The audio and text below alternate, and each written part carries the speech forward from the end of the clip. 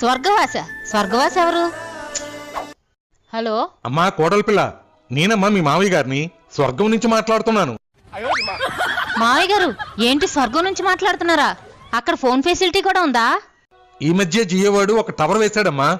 స్వర్గంలో అత్తయ్య గారిని కలిసారా మావయ్య గారు? అత్తకు మించిన అందగత్తెలు ఉన్నారమ్మా. ఇప్పుడు అత్త ఎందుకమ్మా? అంత అందగత్తులుంటే వాళ్ళతో డాన్స్ వేసుకోకుండా నాకెందుకు ఫోన్ చేశారు మావయ్య గారు?